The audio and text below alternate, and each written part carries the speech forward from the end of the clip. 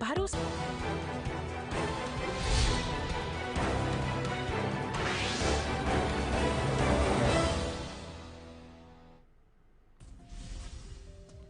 हरियाणा में अमृत सरोवर योजना के पहले चरण का शुभारंभ। सीएम मनोहर लाल ने सोनीपत के नाहरा गांव से की शुरुआत। मुख्यमंत्री ने जल संरक्षण करने की अपील। पानीपत को मुख्यमंत्री मनोहर लाल देंगे बड़ी सौगात। डाहर गांव में 356 करोड़ की लागत से बनी शुगर मिल का करेंगे उद्घाटन। रोज 50,000 क्विंटल गन्ने की पिराई की क्षमता।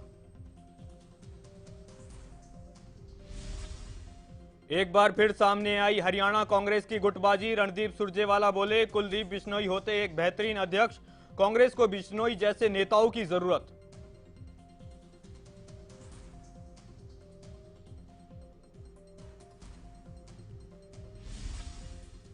मई के पहले दिन लगा महंगाई का बड़ा झटका। कमर्शियल एलपीजी सिलेंडर कीमत में 104 रुपए तक का इजाफा।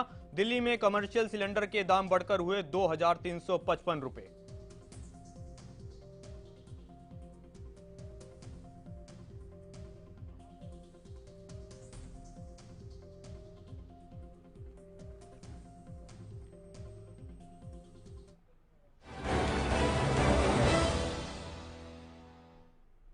नमस्कार, हरियाणा न्यूज में आप सभी का स्वागत है और मैं हूं आपके साथ करण खुराना। रुक करेंगे सुपरफास्ट 100 का। पटियाला हिंसा मामले में मास्टरमाइंड बरजिंदर सिंह परवाना गिरफ्तार कर लिया गया है। पंजाब पुलिस ने रविवार सुबह करीब 7:30 बजे उसे मोहाली से गिरफ्तार किया। जानकारी के मुताबिक बरजिंदर सिंह परवाना को आपराधिक बैकग्राउंड है और उसके खिलाफ पहले से ही 4 केस दर्ज है। बरजिंदर सिंह परवाना पंजाब के सिख धार्मिक नेताओं में से एक है। जनरल मनोज पांडे ने भारतीय थल सेना की कमान संभाल ली है। रविवार को उन्होंने नेशनल वॉर मेमोरियल पर जाकर शहीदों को श्रद्धांजलि दी। इसके बाद उन्हें साउथ ब्लॉक परिसर में गार्ड ऑफ ऑनर दिया गया। थल सेना की कमान संभालने के बाद जनरल मनोज पांडे ने कहा कि आर्मी सारी चुनौतियों से निपटने के लिए तैयार है। इंडियन आर्मी का गौरवशाली इतिहास रहा है। महाराष्ट्र के औरंगाबाद में एक इफ्तार पार्टी के दौरान एआईएमआईएम के अध्यक्ष ओवैसी ने यूनिफॉर्म सिविल कोड का विरोध किया। उन्होंने कहा कि देश को इस कानून की कोई जरूरत नहीं है। ओवैसी ने लाउडस्पीकर पर जारी विवाद पर भी बयान दिया। उन्होंने कहा कि बीजेपी को नफरत का संस्थान बनाया जा रहा है और राज ठाकरे सिर्फ इस नफरत के संस्थानीकरण को बढ़ावा दे रहे हैं।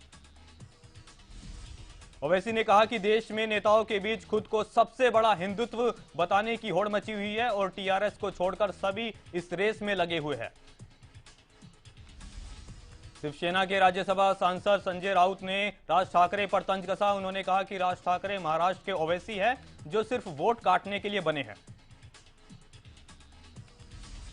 संजय राउत ने कहा कि हिंदुत्व के नाम पर राज ठाकरे पाखंड कर रहे हैं। उन्होंने कहा कि राज ठाकरे और बीजेपी महाराष्ट्र के हिंदुओं को बंटवाना चाहती है। किसान संगठन के सदस्य संयुक्त किसान मोर्चा के बैनर तले 5 मई को लखीमपुर खीरी का दौरा करेंगे ताकि पिछले साल लखीमपुर खीरी में मारे गए किसानों के लिए न्याय की मांग कर सके। मारे गए किसानों के परिवार वालों को न्याय दिलाने के लिए ही संयुक्त किसान मोर्चा 4 मई को पंजाब से लखीमपुर खीरी के लिए रवाना होगा। इस दौरान किसान नेता पीड़ित किसान के परिवार वालों से भी मिलेंगे। 3 मई से शुरू होने जा रही चारधाम यात्रा के दौरान अब भारी भीड़ नहीं लगेगी। दरअसल उत्तराखंड सरकार ने चारधाम जाने वाले तीर्थ यात्रियों की दैनिक सीमा तय कर दी है। बद्रीनाथ में प्रतिदिन 15,000, केदारनाथ में 12,000, गंगोत्री में 7,000 और यमुनोत्री में 4,000 तीर्थ यात्रियों की अनुमति दी गई है। यह व्यवस्था 45 दिनों के लिए की गई है। मई महीने के पहले दिन आम आदमी को महंगाई का तगड़ा झटका लगा है। दरअसल कमर्शियल गैस सिलेंडर के दाम में 102 रुपए 50 पैसे प्रति सिलेंडर का इजाफा कर दिया गया है। एलपीजी गैस सिलेंडर के दाम में हुई इस बढ़ोतरी के बाद दिल्ली में अब 19 किलो के कमर्शियल गैस सिलेंडर का दाम 2,355 रुपए हो गया है। बता दें, पिछले महीने 1 अप्रैल को कमर्शियल गैस सिलेंडर के दाम में 268 रुपए 50 पैसे बढ़े थे। प्रधानमंत्री मोदी 2 मई से जर्मनी, डेनमार्क और फ्रांस की 3 दिवसीय यात्रा पर रवाना होंगे। बता दें कि 2022 में प्रधानमंत्री की ये पहली विदेश यात्रा होगी। प्रधानमंत्री मोदी अपने विदेश दौरे के दौरान 25 मीटिंग करेंगे, जिसमें वो राजनीतिक नजरिए से 7 देशों के 8 वर्ल्ड लीडर से मुलाकात करेंगे। साथ ही 50 कंपनियों के बिजनेस हेड से भी मिलेंगे। रूस और यूक्रेन के बीच 24 फरवरी से शुरू हुई जंग अभी भी जारी है। युद्ध की वजह से दोनों देशों को भारी नुकसान हुआ है। इसके बावजूद रूस की ओर से हमले बंद नहीं किए जा रहे।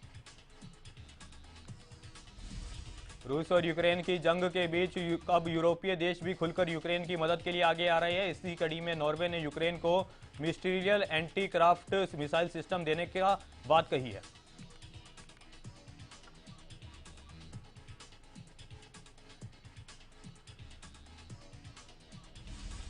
डेनमार्क भी बड़ी तादाद में यूक्रेन को हथियार देने की योजना बना रहा है। जानकारी के मुताबिक डेनमार्क यूक्रेन को दर्जनों बख्तरबंद गाड़ियां और मोर्टार देने जा रहा है।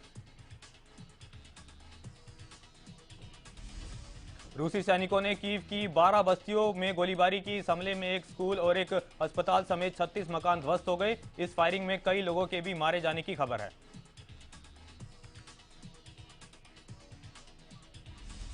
देश में कोरोना के मामलों में एक बार फिर बढ़ोतरी देखने को मिल रही है। पिछले 24 घंटे में कोरोना वायरस के 3,324 नए केस सामने आए। कोरोना संक्रमण से बीते दिन 40 लोगों की मौत हुई, जबकि 2,886 लोग ठीक हुए। कोरोना संक्रमण के नए मामलों की पुष्टि के बाद देश में अब कुल 19,000 से ज्यादा एक्टिव केस है। हरियाणा में कोरोना वायरस के मामले एक बार फिर बढ़ने लगे हैं। बीते 24 घंटे में कोरोना के 490 नए मरीजों की पहचान हुई।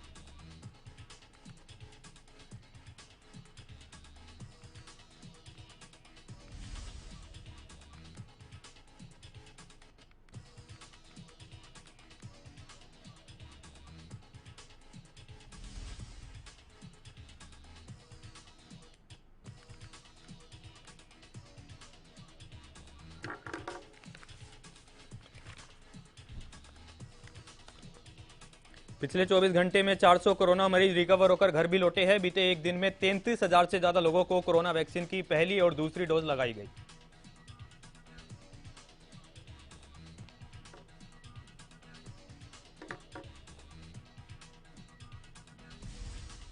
आजादी के अमृत महोत्सव के तहत हरियाणा के मुख्यमंत्री मनोहर लाल ने अमृत सरोवर परियोजना का शुभारंभ किया। सीएम ने सोनीपत के नाहरा गांव से इस परियोजना की शुरुआत की।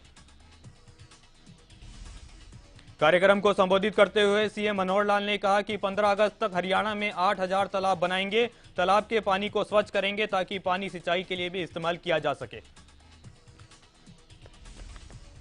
सीएम मनोहर लाल ने सोनीपत में मिशन अमृत सरोवर की शुरुआत की, तो वहीं लोहारू में कृषि मंत्री जेपी दलाल ने अमृत सरोवर योजना के तहत तालाब के नवीनीकरण के काम का शुभारंभ किया।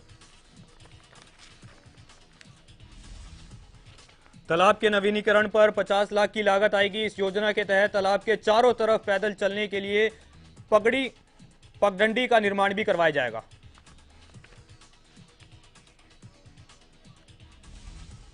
हरियाणा के परिवहन मंत्री मूलचंद शर्मा बल्लभगढ़ के गांव गढ़खेड़ा पहुंचे, जहां उन्होंने खेल नर्सरी और तालाब के काम का शुभारंभ किया।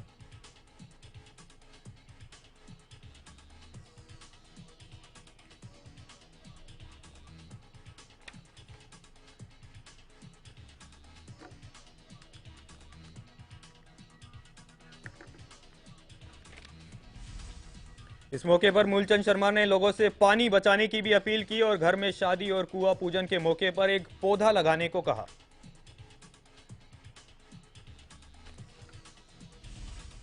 हरियाणा कांग्रेस में गुटबाजी का दौर थमने का नाम नहीं ले रहा है। इस बीच अब रणदीप सुरजेवाला कुलदीप बिश्नोई के समर्थन में उतर गए हैं। रणदीप सुरजेवाला ने कुलदीप बिश्नोई के समर्थन में कहा कि कुलदीप बिश्नोई एक बेहतरीन अध्यक्ष होते और कांग्रेस को कुलदीप बिश्नोई जैसे नेताओं की जरूरत है। रणदीप सुरजेवाला ने कहा कि हरियाणा में संगठनात्मक बदलाव सोनिया गांधी और पार्टी का फैसला है, लेकिन उन्हें उम्मीद है कि कुलदीप बिश्नोई की सेवाओं का इस्तेमाल करने के लिए पार्टी उनको बेहतरीन जगह देगी। हरियाणा के मुख्यमंत्री मनोहर लाल ने गुजरात और महाराष्ट्र के स्थापना दिवस पर दोनों ही राज्यों को शुभकामनाएं दी। सीएम ने ट्वीट कर कहा कि दोनों प्रदेशों की निरंतर उन्नति के लिए कामना करता हूं। हरियाणा के डिप्टी सीएम दुष्यंत चौटाला ने अंतर्राष्ट्रीय मजदूर दिवस की शुभकामनाएं दी। उन्होंने ट्वीट कर कहा, हमेशा किसान और मजदूरों के हकों के लिए संघर्ष करो और हितों के लिए कामना करो।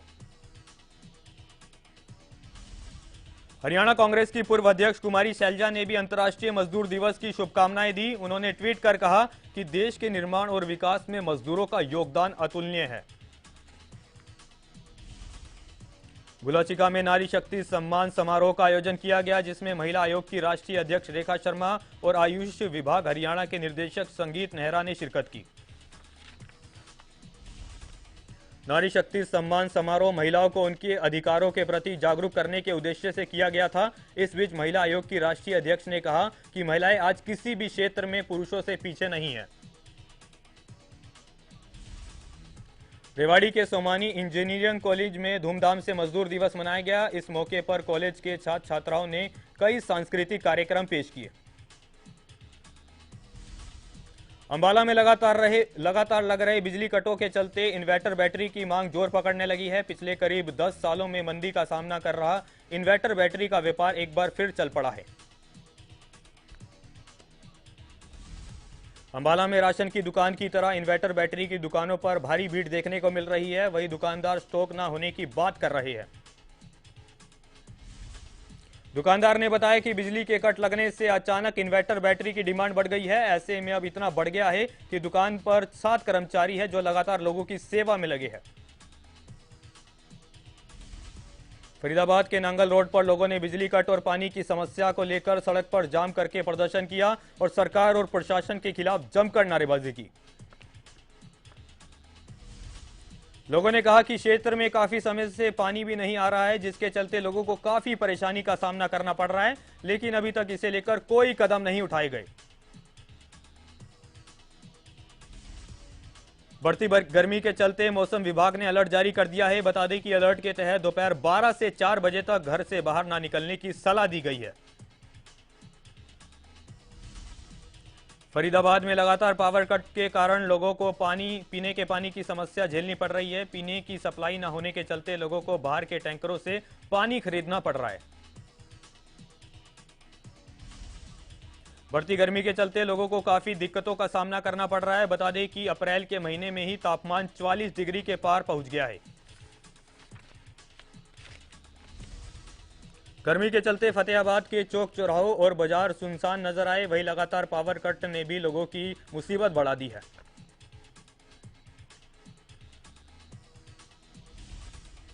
बिजली कट के लिए बिजली विभाग ने शेड्यूल जारी कर दिया। इस शेड्यूल के हिसाब से शहरी और ग्रामीण क्षेत्रों में बिजली के कट लगाए जाएंगे। बिजली विभाग के सीनियर इंजीनियर ने इस बात की जानकारी दी। साथ ही उन्होंने कहा कि अगर समस्या आई तो तय किए गए शेड्यूल से ज्यादा भी बिजली के कट लग सकते हैं।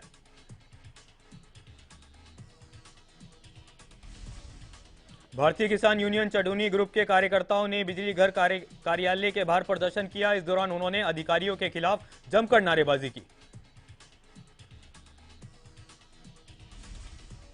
प्रदर्शन कर रहे किसानों ने सरकार पर किसानों के साथ बेइंसाफी करने का आरोप लगाया। उन्होंने कहा कि सरकार की गलत नीतियों की वजह से जनता को बिजली की किल्लत झेलनी पड़ रही है। किसानों ने चेतावनी दी कि अगर बिजली की हालत नहीं सुधरी तो किसान जनता के साथ पंचायत कर बिल न भरने तथा बिजली के मीटर उतारकर फेंकने का बड़ा निर्णय लेंगे। कुरुक्षेत्र के लाडवा कस्बा में बिजली की समस्या को लेकर भारतीय किसान यूनियन ने बिजली कार्यालय के बाहर धरना प्रदर्शन किया। साथ ही उन्होंने सरकार से किल्लत दूर करने की मांग की। रतिया में दुकानदार के खिलाफ मामला दर्ज होने पर दुकानदारों और कर्मचारी संगठनों के बीच पुलिस के प्रति भारी रोष देखने को मिल रहा है। इस बीच सैकड़ों की संख्या में दुकानदार और कई संगठनों लोग लामबंद हुए। दुकानदारों और कई संस्थाओं ने सिटी थाना का घेराव किया। इस दौरान धरने पर बैठे लोगों ने पुलिस के प्रति भारी नाराजगी जताते हुए नारेबाजी कर प्रदर्शन किया और कई गंभीर आरोप लगाए। दुकानदारों ने आरोप लगाते हुए कहा कि पुलिस प्रशासन ने जानबूझकर समझौता होने के बाद भी दुकानदार के खिलाफ मामला दर्ज किया हुआ है। उन्होंने कहा कि दुकानदार के खिलाफ मामला रद्द किया जाए। प्रदर्शनकारियों ने पुलिस प्रशासन को चेतावनी भी दी। उन्होंने कहा कि जब तक दुकानदार के खिलाफ मामला रद्द नहीं किया जाता तब तक धरना प्रदर्शन जारी रहेगा। झज्जर की अग्रवाल कत्था इंडस्ट्री में शनिवार की देर शाम फिर से अमोनिया गैस के रिसाव का मामला सामने आया। सूचना मिलते ही पुलिस और दमकल विभाग की गाड़ियां मौके पर पहुंची। घटना के बाद प्रशासन ने अग्रवाल कत्था इंडस्ट्री को सील कर दिया। वहीं जिलाधीश ने अमोनिया गैस का इस्तेमाल करने वाली सारी कंपनियों को सील करने के आदेश भी जारी किए।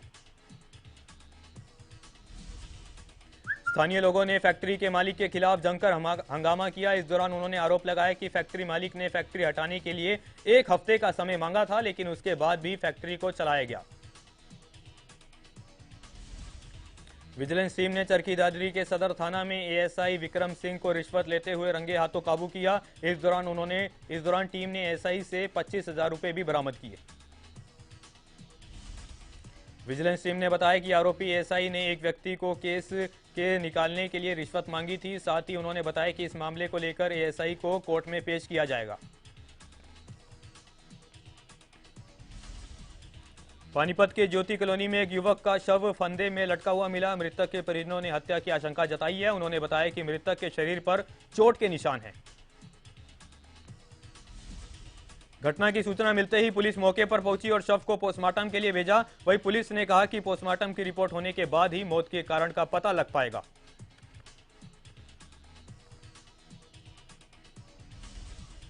सोनीपत के नाथुपुर गांव में एक ठेके पर 3 बदमाशों ने हथियार के दम पर 1 लाख की लूट की वारदात को अंजाम दिया।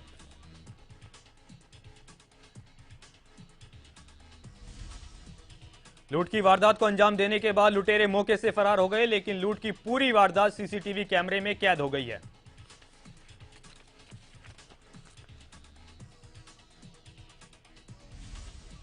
करनाल पुलिस ने झीना छपटी के मामले में एक आरोपी को गिरफ्तार कर लिया। साथ ही आरोपी के पास से एक एक्टिवा गाड़ी भी बरामद की।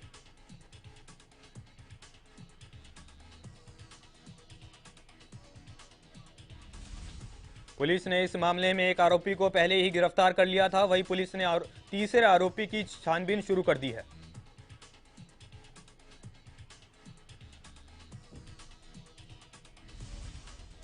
रतिया के फतेहाबाद रोड पर लगातार 3 दिनों से हो रही चोरी के मामलों को लेकर लोगों में भारी रोष देखने को मिला। वहीं पुलिस ने जल्द चोरों को पकड़ने का दावा किया।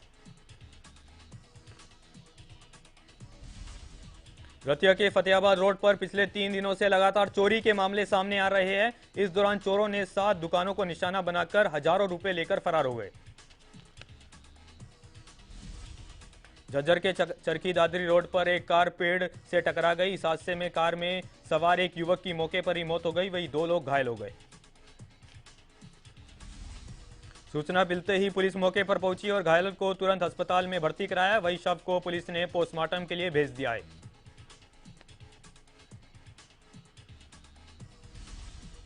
रेवाड़ी के बीजेपी नेता सुनील मुसेपुर को अमेजॉन कंपनी ने ऑनलाइन साउंड सिस्टम मंगवाना महंगा पड़ गया। दरअसल डिलीवरी बॉय ने उन्हें साउंड सिस्टम की जगह गत्ते के कबाड़ में भरा डब्बा थमा दिया। गनीमत यह रही कि बीजेपी नेता ने मौके पर ही पैकिंग खोलकर देख लिया, जिसमें गत्ते का कबाड़ और एक पुराना स्पीकर मिला। वहीं उन्होंने इसके बाद थाना मॉडल टाउन पुलिस को इस घटना की सूचना दी। डिलीवरी बॉय संदीप ने बताया कि उन्हें कंपनी के गोदाम से माल डिलीवरी करने के लिए दिया जाता है। पैकिंग के अंदर क्या होता है उन्हें इस बात की कोई जानकारी नहीं होती।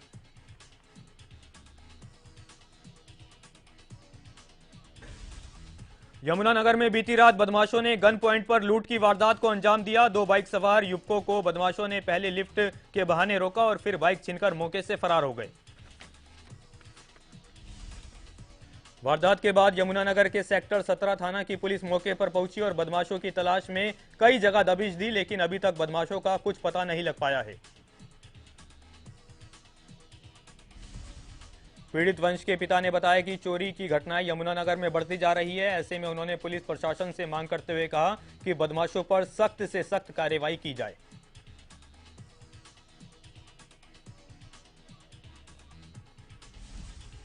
झज्जर के जासौर खेड़ी गांव में एक व्यक्ति की गोली मारकर हत्या कर दी गई। हत्यारे पैदल चलकर आए और वारदात को अंजाम देकर फरार हो गए।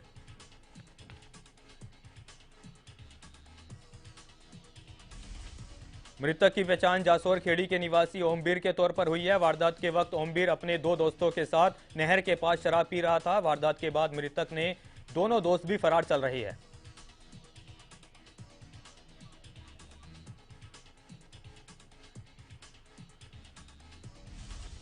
बल्लभगढ़ के सेक्टर 58 क्षेत्र में दो नाबालिग लड़कियों के अपहरण का मामला सामने आया है। बताया जा रहा है कि ये दोनों नाबालिग बहनें हैं और उनके परिजनों ने पुलिस में अपहरण का मामला दर्ज कराया है।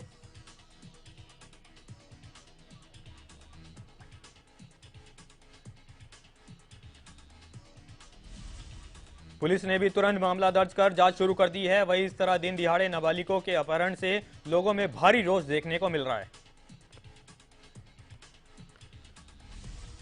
मौके पर पहुंचे एसएचओ ने बताया कि सीसीटीवी फुटेज के जरिए दोनों बहनों की तलाश शुरू कर दी है और जल्द ही आरोपियों को गिरफ्तार कर लिया जाएगा।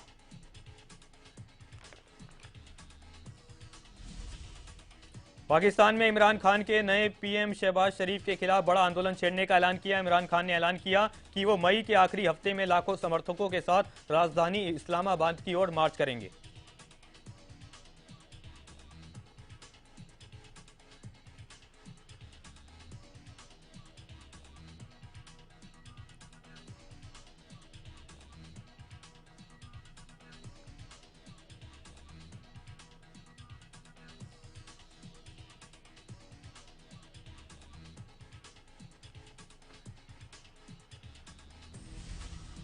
पड़ोसी पाकिस्तान भी इन दिनों भीषण बिजली संकट से जूझ रहा है। पाकिस्तान के शहरी इलाकों में 6 से 10 घंटे की रोजाना कटौती हो रही है, जबकि ग्रामीण इलाकों में तो 18-18 घंटे तक बिजली के लिए लोग तरस रहे हैं। उत्तर कोरिया के नेता किम जोंग उन ने एक बार फिर दुश्मन देशों को चेतावनी दी। उन्होंने कहा कि अगर उनके देश को धमकी दी गई तो वो परमाणु हथियारों का इस्तेमाल पहले कर सकते हैं। चीन में अचानक एक 8 मंजिला बिल्डिंग गिरने से उसके मलबे में 23 लोग फंस गए, जबकि कुल 39 लोग लापता बताए जा रहे हैं। चीन के सेंट्रल प्लान हुनान में यह हादसा हुआ। आईपीएल 2022 में शनिवार को राजस्थान रॉयल्स और मुंबई इंडियंस के बीच मुकाबला खेला गया। इस मैच में मुंबई की टीम से राजस्थान रॉयल्स को 5 विकेट से हरा दिया। आईपीएल 2022 में खराब प्रदर्शन के बाद रविंद्र जडेजा ने चेन्नई सुपर किंग्स की कप्तानी छोड़ दी है। उन्होंने एक बार फिर कैप्टन कूल महेंद्र सिंह धोनी को टीम की कप्तानी सौंप दी है। चेन्नई 8 मुकाबले खेलकर सिर्फ 2 मैच जीत दर्ज कर सकी थी। आईपीएल 2022 में राजस्थान रॉयल्स के गेंदबाज युजवेंद्र चहल सर्वाधिक विकेट लेकर पर्पल कैप की रेस में सबसे आगे चल रहे हैं। चहल इस सीजन में 18 विकेट ले चुके हैं, जबकि उमेश यादव टॉप 5 से बाहर हो चुके हैं। आईपीएल खत्म होने के बाद साउथ अफ्रीका की टीम भारत के साथ 5 मैचों की T20 सीरीज खेलेगी। इस सीरीज का आयोजन भारत के 5 शहरों में 9 जून से 19 जून के बीच होगा। सुपरस्टार यश की बेटी आर्या का एक क्यूट वीडियो सोशल मीडिया पर वायरल हो रहा है। वीडियो में आर्या फिल्म KGF 2 का एक डायलॉग बोलती हुई नजर आई, जिसे फैंस काफी पसंद कर रहे हैं। फिल्म लाल सिंह चड्ढा 11 अगस्त को रक्षाबंधन के मौके पर रिलीज होने के लिए पूरी तरह से तैयार है। फिल्म में एक बार फिर आमिर खान और करीना कपूर की जोड़ी नजर आएगी। करीना आमिर की पत्नी के रोल में होगी। एक्टर सोनू सूद ने एक वीडियो सोशल मीडिया पर शेयर किया है। वीडियो में उनके फैंस फिल्म आर्या में सोनू की एंट्री को देखकर खुश हो गए और थिएटर में नोटों की बारिश करने लगे। बॉलीवुड एक्टर अनुष्का शर्मा 34 साल की हो चुकी है। इस मौके पर उन्हें कई दिग्गज सेलिब्रिटी ने जन्मदिन की बधाई दी। बता दें, अनुष्का शर्मा ने अपने करियर की शुरुआत फिल्म रब ने बना दी जोड़ी के साथ की थी।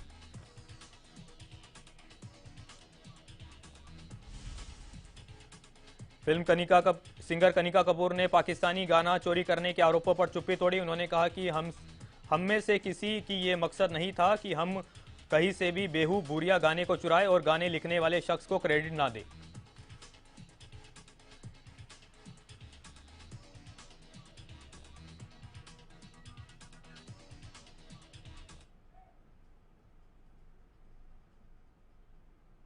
फिलहाल के लिए सुपरफास्ट 100 में इतना ही। तब तक के लिए देखते रहे हरियाणा न्यूज।